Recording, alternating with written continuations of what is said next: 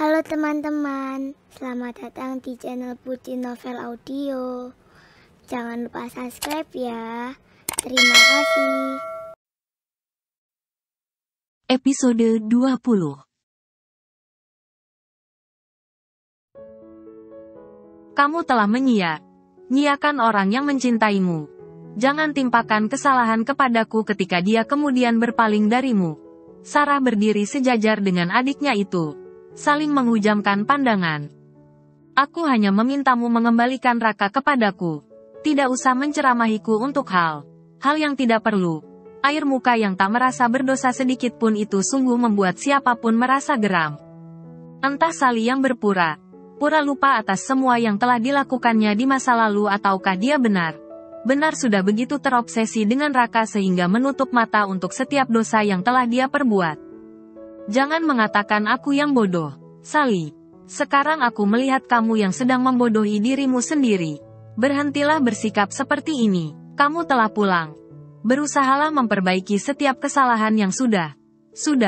Sarah menurunkan volume suaranya. Dia tak pernah seemosi ini pada adiknya sendiri. Sarah, aku datang kemari setelah aku berhari-hari diperlakukan seperti orang gila. Direcoki berbagai obat penenang dan dokter sampai psikiater silih berganti. Semua menganggapku tak waras. Hanya karena aku meminta apa yang menjadi hakku. Sekarang aku telah merasa cukup menerimanya. Aku tak akan diam lagi. Tujuanku kemari memintamu menceraikan tunanganku. Sally menunjuk wajah Sarah dengan telunjuknya. Aku tidak akan menceraikan suamiku. Sarah menyahut dengan keras tetapi gemetar. Wajah Raka berkelebat di kepalanya sesaat. Aku tidak pernah menceraikan Raka. Jika itu yang kamu ingin dengarkan. Aku dan dia sudah cukup menanggung setiap kesakitan yang telah kamu perbuat pada kami. Suka atau tidak suka. Untuk pertama kalinya dalam hidupku. Aku tak bisa mengabulkan permintaanmu. Sally, lanjut Sarah sekarang tak lagi ada nada ragu. Sarah, Mama tak akan memaafkanmu untuk perlakuanmu padaku sekarang ini. Sally menyipitkan matanya begitu mengancam. Matanya berkaca-kaca, entah karena merasa kalah ataupun marah. Sudah cukup. Sally, sudah cukup. Aku selalu mengalah untuk banyak hal dalam hidupku demi kamu. Aku juga berhak untuk memilih jalanku. Aku berhak untuk bahagia juga. Suara Sarah melemah. Dia merasa begitu lelah dan sedih pada saat bersamaan. Silahkan kamu bahagia dengan siapapun. Tapi ceraikan Raka. Dia memilih kembali kepadaku atau tidak. Itu bukan urusanmu. Aku hanya ingin kamu menceraikan tunanganku sekarang juga. Aku tidak bisa hidup membayangkan kamu bersamanya. Sally mengepalkan jemarinya kuat. Kecemburuan yang membara berkilat di mata yang seperti lingkaran gelap itu. Untuk permintaanmu yang satu ini, meskipun kita harus bertengkar, aku tidak akan melakukannya. Jangan pernah merasa kamu berhak atas seseorang setelah kamu mencampaknya. Dia bukan bonekamu. Dia bukan mainanmu. Ketika kamu memilih untuk tidak setia pada seseorang, maka jangan pernah berpikir kamu berhak atas dirinya. Sarah mundur beberapa langkah. Wajahnya yang selalu nampak lembut itu begitu dingin.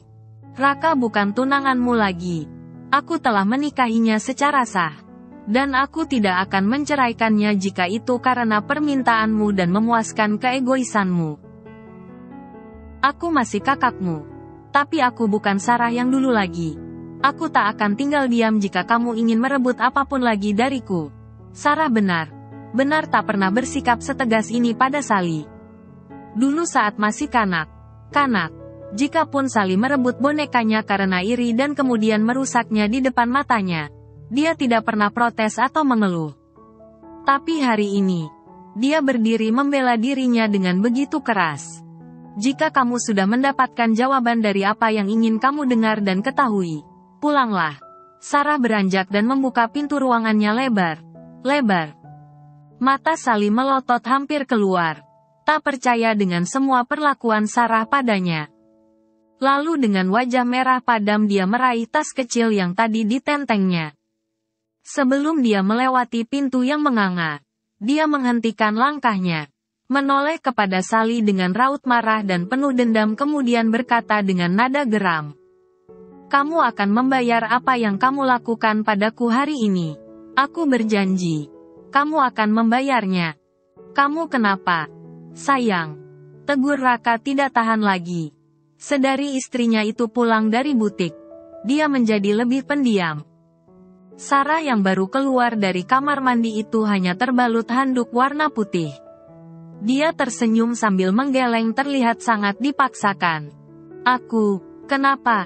Sarah menunjuk wajahnya sendiri yang terlihat segar. Aku baik saja. Sarah berkilah. Kamu lebih pendiam dari saat kamu pulang. Ada yang mengganggumu? Si Jen cerewet itu berulah. Biar ku cubit dia. Berani membuat istriku ini kesal.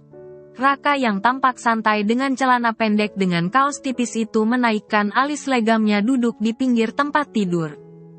Sarah cuma nyengir sambil melewati Raka menuju lemari. Raka yang gemas dengan tingkah Sarah, menarik tubuh Sarah hingga terduduk di pangkuannya. Sarah terpekik karena terkejut, tak menyangka Raka melakukan atraksi mendadak seperti itu. Hei, apa yang kamu lakukan? Sarah menarik handuk yang melorot karena tarikan tangan Raka. Si suami ini hanya terkekeh saat rambut Sarah yang setengah basah habis dikeramas dan dikeringkan dengan tanggung itu menyentuh wajahnya. Kamu kenapa sayang? Tidak biasanya wajahmu mendung ketika pulang. Persis ibu yang habis ditagih tukang kredit. Raka memeluk pinggang Sarah yang terduduk di pangkuannya dengan erat, melawan geliat enggan sang istri. Sok tahu. Sarah masih menggeliat dengan bibirnya yang manyun. Aku mengenal dengan baik perubahan sikap istriku ini.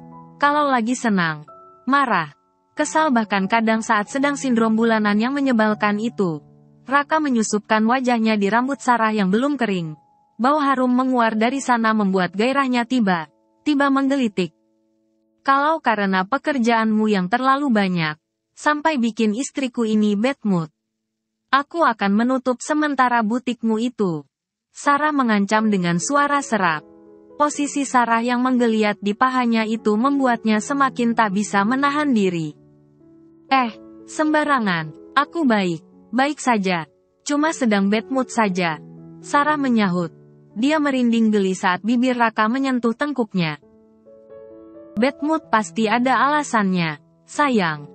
Atau salah satu mantanmu hari ini datang ngajak balikan.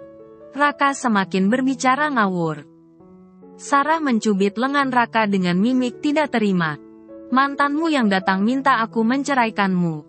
Sarah menjawab dengan suara yang kesal. Raka menghentikan gerakan susup menyusup di leher Sarah itu. Dia meletakkan kepalanya di pundak Sarah. Memandang wajah gadis itu sejenak. Menyelidiki pias Sarah apakah hanya bercanda atau serius. Sarah memalingkan wajahnya, menyambut tatapan Raka yang masih memeluknya erat di pangkuannya. Mantanku, siapa sayang? Memangnya kamu punya mantan banyak? Raka memicingkan matanya kepada Sarah yang nampak melotot kepadanya. Sally, ke butikmu, menemuimu. Pertanyaan beruntun yang pendek itu seolah tidak yakin. Sarah tidak menjawab, hanya kepalanya yang mengangguk. Dia ternyata belum waras. Raka menaikkan alisnya sedikit mengejek. Dia datang karena sudah kembali sehat, sahut Sarah. Dia fix belum waras sayang. Kalau dia waras dan otaknya sudah kembali normal dia tidak akan memintamu menceraikanku. Yang bukan siapanya dia. Tapi dia datang ke pacarnya Bram itu, minta dikawini. Raka tertawa kecil sambil mendekatkan hidungnya pada hidung bangir Sarah. Tapi, dia benar memintamu lagi.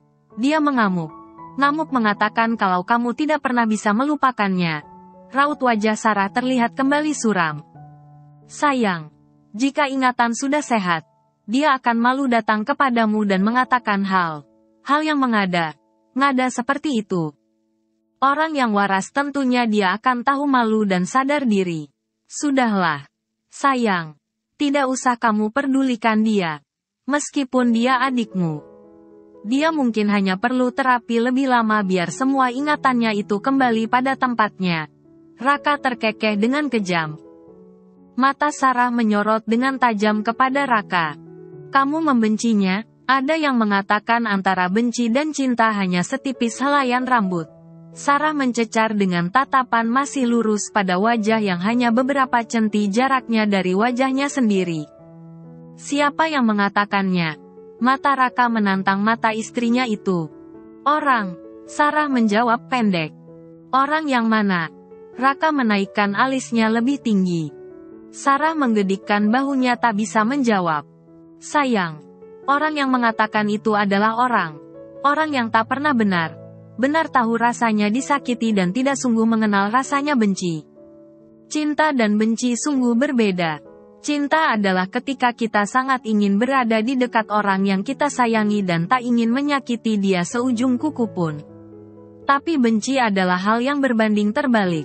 Karena saat kita memikirkannya sedikit saja sudah membuat kita begitu muak.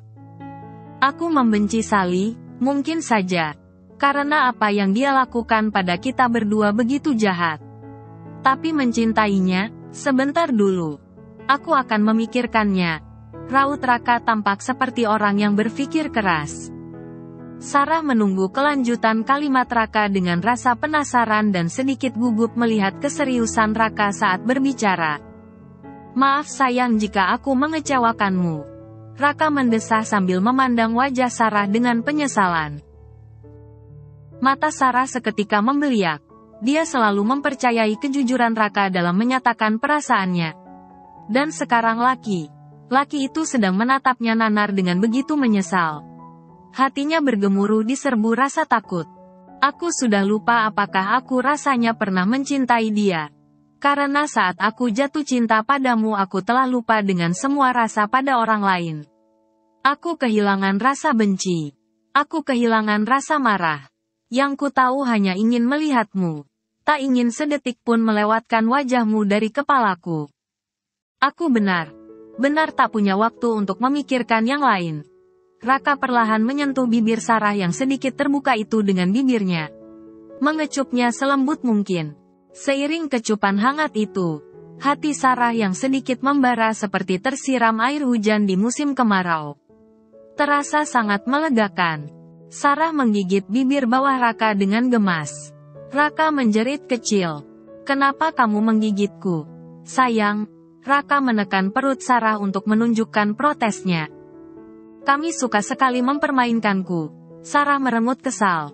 Raka tertawa lalu tanpa aba tangannya menyusup ke balik handuk yang dikenakan Sarah. Tangannya dengan nakal mempermainkan dada Sarah. Istrinya itu menggelinjang dengan mata melotot. Raka segera memeluk Sarah semakin erat di pangkuannya. Bibirnya segera menyasar ke setiap lekuk di hadapannya dari leher sampai punggung Sarah. Suara desahan Sarah yang terbakar gairah semakin membuat Raka bersemangat. Dengan perlahan ditariknya handuk yang menutupi sebagian tubuh istrinya itu. Membuat kulit Sarah yang mulus itu seperti hamparan keindahan di depannya. Sarah pasrah ketika tubuhnya dalam sekejap tanpa sehelai benang pun di pangkuan Raka. Sayang. Jangan pernah lagi meragukan aku. Karena aku akan marah padamu kalau kamu melakukannya terus. Lalu Raka memeluk Sarah. Tangannya bergerilya setiap jengkal tubuh Sarah. Wajahnya menyusuri punggung Sarah dengan lidahnya yang membara. Sarah tak menjawab, kepalanya kosong hampir tak mendengar lagi kalimat yang dilontarkan Raka. Hanya matanya yang terpejam ketika Raka memiringkan tubuhnya perlahan. Membaringkannya di lengannya yang kokoh. Membiarkan rambutnya tergerai menjuntai sementara lehernya yang jenjang terkulai pasrah. Raka menyeringai melihat pemandangan itu. Istrinya ini benar mempunyai kemolekan yang tiada duanya. Dengan perlahan diseretnya telunjuk pada leher yang tak bercacat itu. Berusaha merasakan setiap jengkal kelembutan di atas kulit lembut itu. Raka bahkan bingung sendiri. Sampai hari ini tak pernah sekalipun dia merasa bosan untuk menikmati keindahan tubuh istrinya itu. Ketika Raka melorotkan celana pendeknya dengan tergesa, tiba intercom wireless berbunyi. Sarah dan Raka melotot bersamaan. Kamu punya janji? Sarah bertanya dengan muka merah. Raka menggelengkan kepalanya dengan alis mengkerut. Siapa yang bertamu malam? Malam begini. Sarah menggumam. Mendorong tubuh Raka yang seperti laba. Laba raksasa di atas tubuhnya lalu dengan cepat menarik selimut menutupi tubuh polosnya. Rasanya darah yang sudah sampai kepalanya tadi mengalir turun seperti air terjun. Gairahnya yang menyala. Nyala seperti kobaran api seperti ditiup angin laut. Sungguh perasaan yang sangat menjengkelkan. Ah, itu paling Dea. Sudahlah. Acuhkan saja palingan nanti dia nelpon. Anggap kita lagi tak ada di rumah. Raka berucap acuh sambil menarik selimut dari badan Sarah. Dia masih berhasrat untuk menuntaskan semua rencana awal. Mereka sudah berada di tengah permainan. Untuk mundur benar tanggung. Pak Amin tahu kita ada di dalam. Ses, biar saja. Tapi, Sarah mencekal pergelangan tangan Raka. Tidak ada tapian. Raka menyambar dengan kesal. Sementara interkom berbunyi lagi. Sarah sudah kehilangan gairahnya. Suara interkom yang menjerit. Jerit itu memenuhi kepalanya. Sementara Raka benar tak peduli. Dia sudah terlanjur merasakan kehidupan pada bagian tersembunyinya yang memaksanya untuk melanjutkan perjuangan. Interkom itu akhirnya diam tak lagi mengeluarkan suara berisik. Raka menyeringai dengan penuh kemenangan. Tuh, kan. Dia bosan juga bunyi sendiri. Raka terkekeh. Tapi di detik berikutnya, HP Raka menggelepar di atas meja di sebelah tempat tidur. Bergetar memberitahukan panggilan. Raka melongok dengan cuek. Tangannya masih di atas dada Sarah. Tapi kemudian Raka seperti orang kelojotan. Meloncat dari atas tempat tidur. Layar HP memberitahukan panggilan video call dari Mama. Astaga. Mama ini kenapa sih? Nelpon sembarang waktu. Tidak tahu anaknya lagi sibuk menyelesaikan proyek cucu untuknya. Raka menggerutu dengan kesal disambut tawa Sarah yang cekikikan melihat tingkah Raka. Panggilan pertama dilewatkan Raka. Berharap mamanya tidak melanjutkan panggilan supaya perang tertunda itu bisa segera dilanjutkan. Tapi sepertinya, Mama pantang menyerah. Panggilan berlanjut membuat Raka lemas. Kalau seperti ini mau tidak mau telepon itu harus diangkat. Raka mengenakan baju kaosnya secepat kilat. Meski bawahannya masih hanya mengenakan celana dal asteris M sementara Sarah seperti kura yang masuk ke cangkang. Menutup seluruh tubuhnya dengan selimut sampai kepala. Halo, Ma. Raka menyambut panggilan sambil merapikan rambutnya yang berantakan karena sempat diacak. Acak Sarah saat kepalanya menyusup di belahan dada istrinya itu tadi. Sayang. Kalian di mana? Wajah Mama yang ditekuk manja itu. Persis wajah Raka saat ngambek. Di rumah. Jawab Raka pendek. Rumah mana? Apartemen Sarah. Mama di bawah dari tadi sama Dea kenapa tidak disahut? Raka melongo sesaat. Seperti orang yang kepergok sedang mencuri sesuatu. Mama di bawah. Raka menggaruk kepalanya yang tidak gatal. Mendengar kalimat itu, Sarah menggeloyor dengan selimutnya. Perlahan turun dari tempat tidur lewat belakang punggung Raka. Lalu mengambil handuk yang tergeletak di lantai. Setengah berjinjit dengan gugup menuju lemari.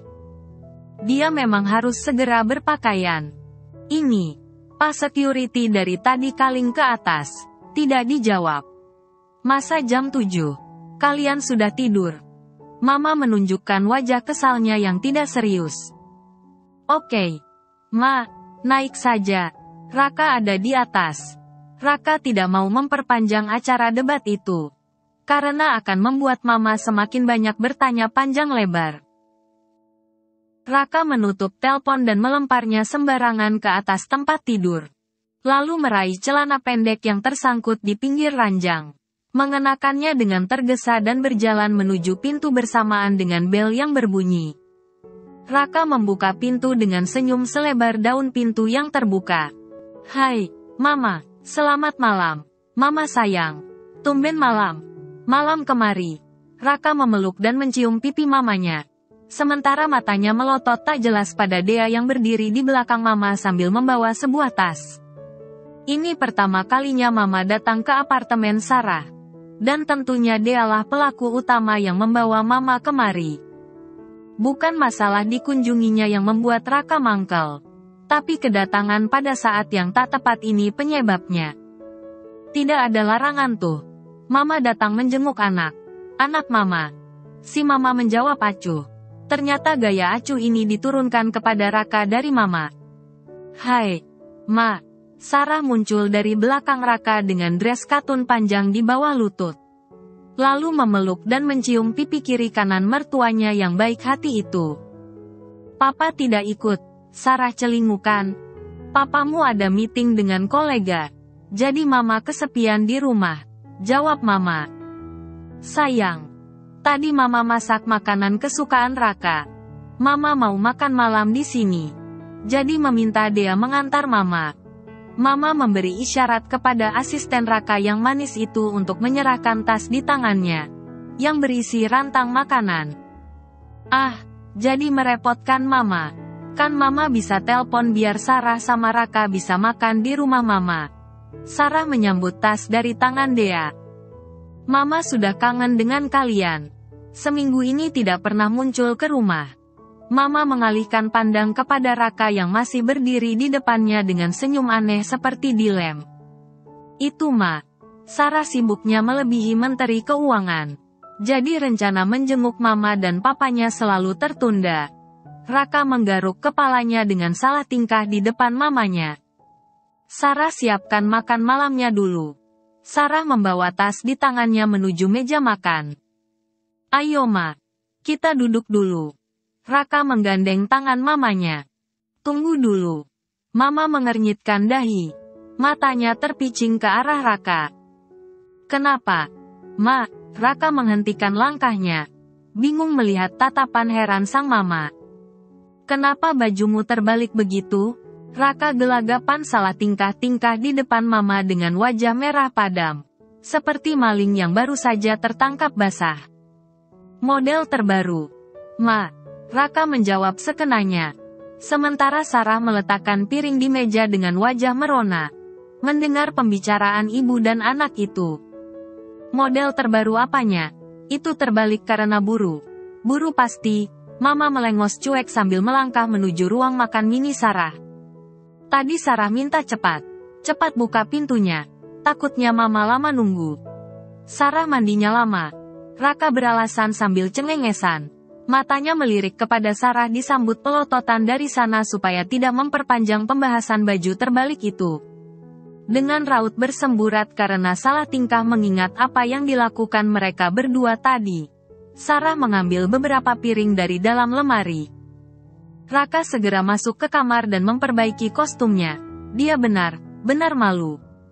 Saat dia keluar di meja makan sudah duduk Mama. Sarah dan Dea menunggunya tiba. Raka duduk di seberang Sarah. Karena itu kursi satunya yang kosong. Wah, Mama memang top. Raka memandang pada menu yang tersaji di meja. Di sana ada steak daging, capcay sayur, sop rolet dan tahu tempe bacem. Makan malam mereka cukup sederhana untuk ukuran keluarga high class. Mata Raka berbinar pada tahu tempe bacem yang coklat mengkilat mengundang selera itu. Sarah menatapnya bingung. Sayang, Raka memang dari kecil tidak tahan kalau melihat tahu dan tempe bacem. Itu favoritnya. Mama menyiku lengan Sarah yang tampak melongo menatap sang suami di seberang meja. Dia baru tahu. Raka ini ternyata sangat suka dengan tempe tahu bacem. Selama ini yang dia kira Raka penggemar masakan Eropa karena dia keseringan tinggal di sana. Itu yang dia tahu. Selain menu yang tercatat di otaknya untuk dihindari yaitu menu sebangsa seafood. Karena Raka alergi berat dengan makanan tersebut. Selama ini Raka tak pernah protes dengan semua yang dimasaknya. Masakan istriku semuanya enak. Itu jawaban Raka jika ditanya Sarah soal masakannya. Setelah mengucapkan doa, Raka dengan tak sabaran mengambil satu potongan tahu. Sarah masih menatap ke arah Raka ketika dengan bahagianya mengunyah tahu bacem itu. Ini pasti bukan Mama yang bikin. Raka menaikkan sebelah alisnya. Bacemnya Mbak Marni ini. Raka protes kepada mamanya. Tapi steaknya mama yang bikin. Sayang. Mama berdalih. Kalau bacemnya Mbak Marni suka kemanisan. Kalau bacemnya mama rasanya pas. Mamanya nyengir dengan wajah bangga. Mendengar anaknya memuji masakan tangannya. Sarah melongo. Ini manusia memang ajaib. Bahkan lidahnya bisa membedakan masakan mamanya dengan orang lain. Nanti mama ajarin Sarah bikinnya. Mama menyendok sup roladenya sambil tersenyum pada Sarah. Dea, mengenai proposal rencana pengembangan bisnis virtual office menjadi co-working space apakah sudah disetujui Papa? Raka bertanya pada asistennya yang sedang lahap menikmati makan malamnya. Tampaknya asisten pribadinya itu sedang kelaparan. Bapak sih oke saja. Semua diserahkannya ke Pak Edgar dan Pak Raka untuk eksekusinya kalau memang peluangnya lebih menjanjikan. Cuma, kalimat Dea terhenti. Cuma apanya? Cuma Pak Wijaya belum ada respon. Sarah berhenti mengunyah makanannya. Telinganya berdiri mendengar nama ayahnya disebut. Dokumennya sudah diberikan ke Pak Wijaya. Beberapa hari yang lalu sudah saya serahkan ke Budian. Asistennya Pak Wijaya karena Pak Wijaya sudah 2 minggu ini tidak datang ke kantor. Papa sakit, tiba Sarah menyela. Bertanya dengan sedikit gugup. Sepertinya ada urusan keluarga. Menurut Budian. Dea menyahut. Oh, Raka mengangguk. Angguk kepalanya sambil melihat kepada Sarah yang tampak lega. Tapi tadi Budian ada telepon. Dea menambahkan seolah hampir melupakan sesuatu. Ya, dia bilang apa? Bersambung dulu ya teman-teman.